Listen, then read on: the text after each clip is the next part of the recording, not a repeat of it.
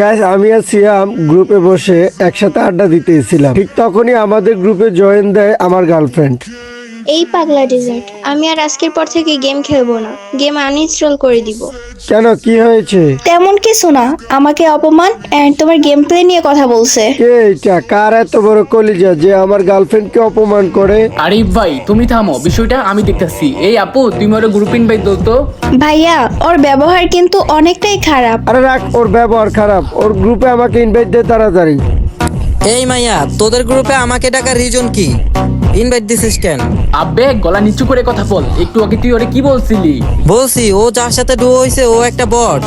আর এটাও বলছি এই বাংলার জমিনে এমন কেউ পারবে না আমার সাথে অন বিয়ন কাস্টম খেলে জিততে। আমি তো দেখতেছি তোর শরীরে অনেক কারেন্ট, তারপরও তোরে আমি কিছুই মনে করতেছি না, কারণ তোর মতো প্লেয়ারের সাথে আমি 1 vs 4 খেলার একাই ক্ষমতা রাখি। কিরে তোরা দেখি চাপা মারে কাস্টম জিতা ফেললি, পারবি না।